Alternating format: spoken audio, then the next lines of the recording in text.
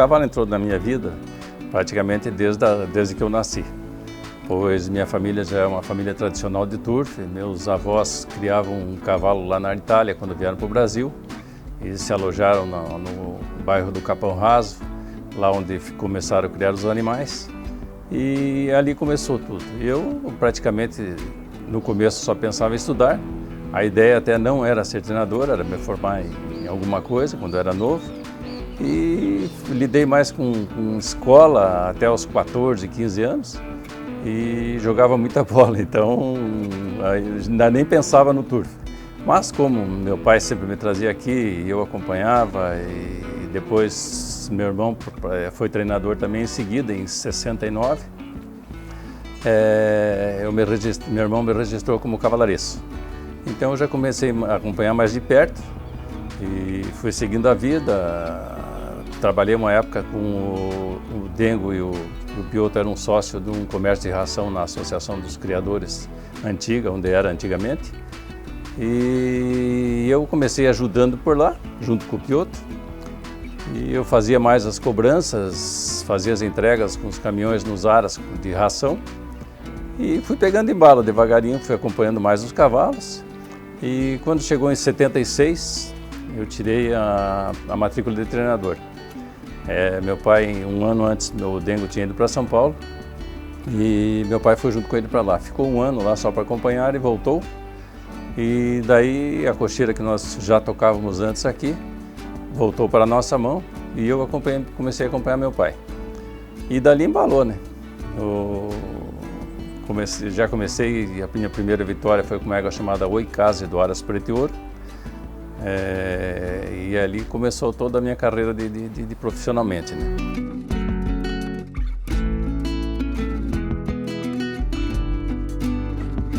E eu quando comecei a ser treinador de ideia, paralelamente eu fazia faculdade à noite. Então era muito corrido, porque na época a gente tinha que acordar aí 5 horas, meu pai me acordava. E eu tinha que estar aqui às 6 para começar o serviço com os cavalos. Eram muitos animais. E saía às 5h30, 6 horas, saía daqui e corria para a faculdade. E ficava muito puxado, porque eu saía às 11 horas de lá, então era difícil. Mas eu consegui me formar em Ciências Contábeis e segui normal. Isso foi muito bom, porque aí eu como treinador, isso me ajudou na administração da cocheira, a facilitou, porque eram muitos empregados na época. Então eu cheguei a cuidar cheguei a ser mais de 34 cavalariços registrados. Você vê que era uma indústria e por muitos anos deu certo, graças a Deus a família sempre foi meio abençoada com cavalos, com corridas, muitos cavalos bons, muitos proprietários. Até tem que fazer um agradecimento porque foram tantos anos de muitos proprietários, então, e que sempre tiveram cavalo com a gente, como tem o caso de 2 proprietários hoje que estão vivos, o Jorge Buzo e o Divon Zirai. Quer dizer, isso aí mostra que pessoas que têm cavalo com a família desde o tempo do meu pai. Então isso aí passou muito tempo, mas foi bom. Tiramos muitos cavalos bons, foram muitas alegrias e hoje vamos tocando, então vamos estar. E daí dessa parte, eu já era ligado com o Piotr, logo em seguida passei a ser diretor tesoureiro da Associação dos Profissionais e por muitos anos trabalhei com o Piotr. Depois eu fui tesoureiro também junto com o Eurico Ferreira. Fui tesoureiro com o Márcio Gusso e depois aí não segui mais, aí fiquei mais na parte de treinamentos.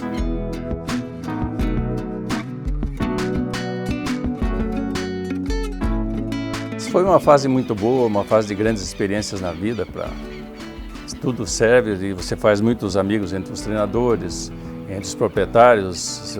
Na época tinha o jornal Estado do Paraná, que tinha uma página inteira sobre o turf, então isso aí ajudava muito, fazia muita propaganda lá fora. No fim, a gente acabava sendo conhecido fora do jockey, por fotografias, por tudo. Onde você ia, você era reconhecido, fazia programas de televisão, quando tinham para falar sobre corridas, eles me chamavam.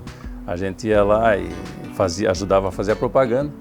E infelizmente essa parte de jornal hoje não tem, que seria um grande veículo para propaganda. Mas temos que seguir com o que temos e vamos tocando, né? E estatísticas, eu ganhei 15 estatísticas. Na época cheguei a cuidar, como eu já falei, 134 cavalos. Isso aí, hoje aqui tem 350, imagina. Então, eu acho que tinha que fazer alguma coisa para o turf fluir, para o turf melhorar. Eu não sei praticamente qual é o caminho, mas eu sei que o momento no Brasil está muito difícil, mas vamos torcer que melhore, que o turf volte a ser como na década de 80 e 90. Eu me considero um treinador experiente, um treinador de muitos anos de vida, então um professor espetacular que foi o seu Elídio. Então isso aí me ajudou muito. Ele era considerado uma lenda viva e eu que acompanhei de perto, ele fazia chover. Então eu acho que o que eu aprendi com ele valeu, porque o que conta muito é a experiência com o cavalo direto. Isso aí um treinador bom tem que ter muita experiência, senão no começo é muito difícil você acompanhar os pensamentos que tinha meu pai. Eu achava-os como um cara novo, tinha as minhas ideias e ele tinha uma ideia bem mais calma e a ideia dele sempre funcionava. Então isso aí me ajudou muito no começo de carreira e eu assumi muito essa experiência, me ajudou e me ajuda até hoje.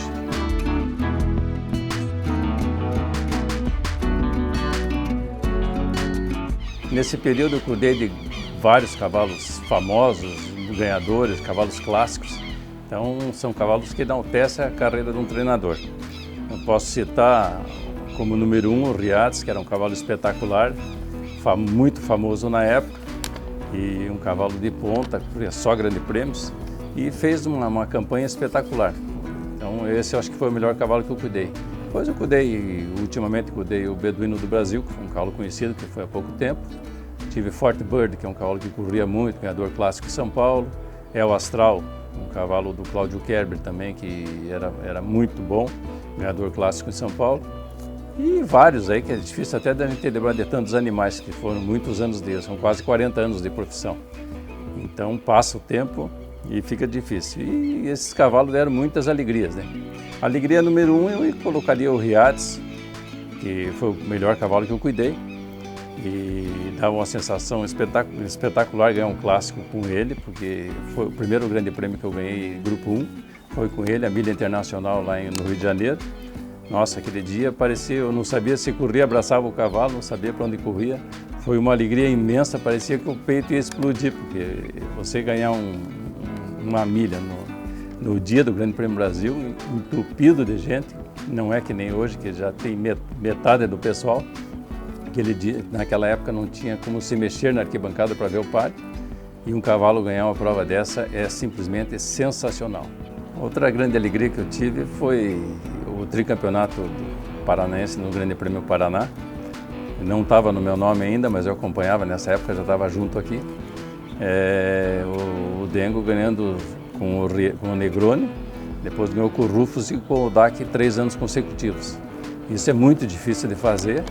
Ele conseguiu, nossa, foi uma alegria muito grande, de proprietário, festa na cocheira. Era difícil arrumar um cavalo para correr o Grande Prêmio, imagine ganhar 3 Grande Prêmios a fio. Tristezas mesmo, não dá para dizer que eu tive tristeza, eu tive muitas alegrias.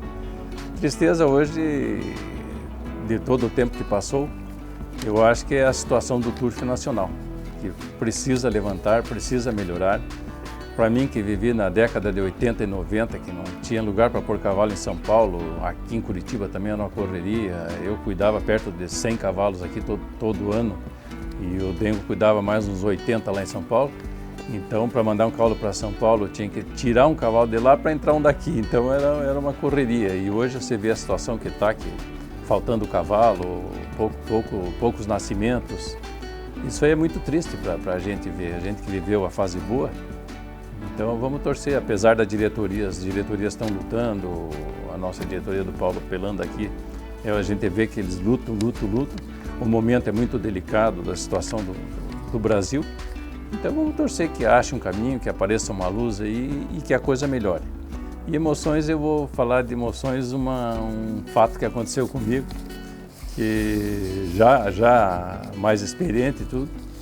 Quando o Forte Bird ganhou o Grande Prêmio Paraná, a emoção, eu fui buscar o cavalo na raia e quando cheguei no proprietário, o proprietário estava se desmontando de chorar. Foi difícil segurar, acabei chorando junto com ele. Foi uma coisa que não dá nem para explicar. Foi a emoção tão grande que ele teve, que foi maior que a minha. E a sensação dele de ganhar um grande prêmio, um proprietário, um senhor de idade já, chorando, isso aí corta a gente. Então foi uma emoção muito grande que nunca mais eu vou esquecer.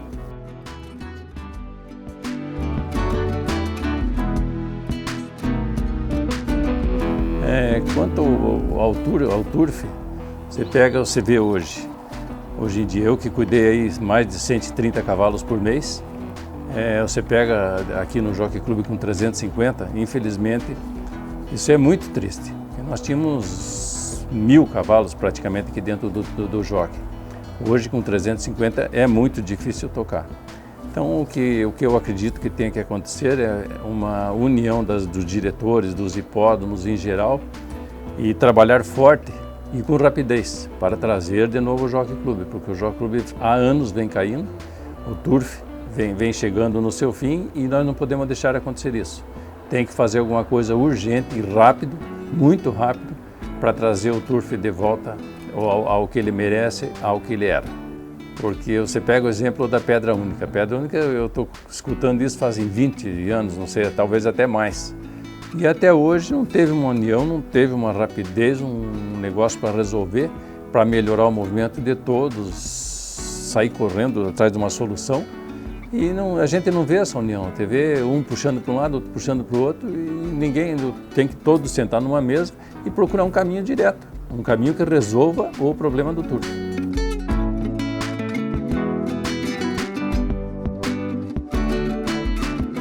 Eu acredito que para o futuro do turf, eu acho que a gente tem que pensar com otimismo. Nós temos que pensar em dar certo, pois nós tivemos você vê nos Jockey Clubes brasileiros, tivemos umas diretorias aí que não funcionaram muito bem, e hoje em dia se pega os presidentes dos 3 hipódromos brasileiros, dos 4, praticamente todos são com proprietários de ponta, proprietários pensando no bem do turf e pensando em crescer. Então nós temos que pensar positivo, temos que incentivar os proprietários a comprar cavalo e embalar o turf de volta. Eu acho que esse é o caminho. Esses presidentes, assim, pelo que a gente está sentindo, estão lutando para o turf voltar ao normal. E eu acho que esse é o caminho, tem que dar certo, tem que funcionar. E esses são os principais diretores dos nossos hipódromos no Brasil. Isso aí tem que funcionar e o caminho é a nossa saída. Eles são os melhores.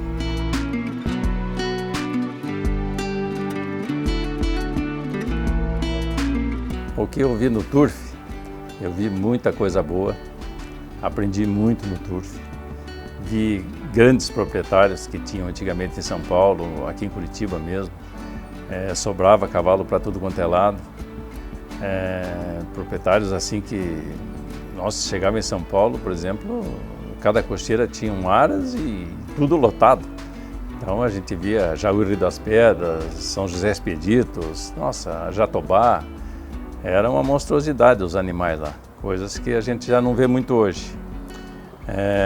Jockeys, nossa, nós tínhamos grandes jockeys no passado.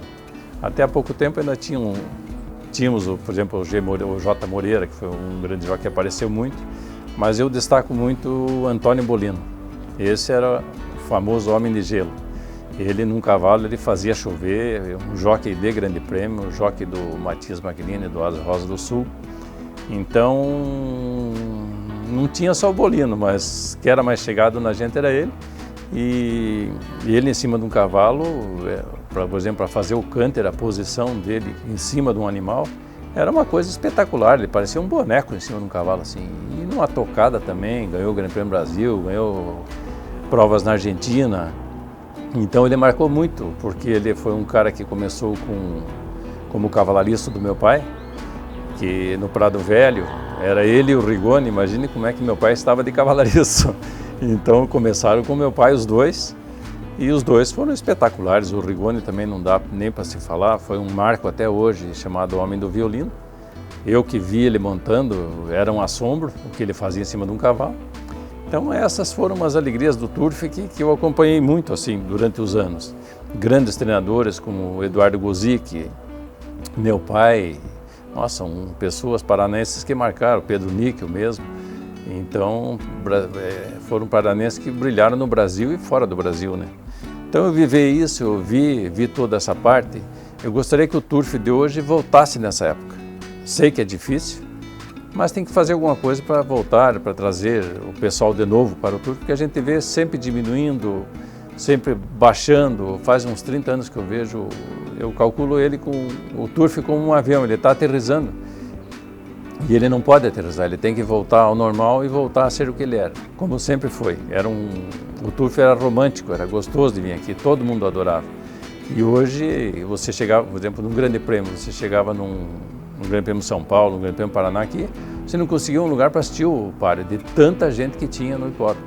É uma arquibancada lotada, você ganhar um páreo com uma arquibancada totalmente lotada, é de explodir o coração, é uma emoção muito grande. Então eu queria que voltasse nessa época. Alguma coisa tem que ser feita e urgente. Em todo lugar do mundo, o Turf sempre deu certo. Por que não daria aqui?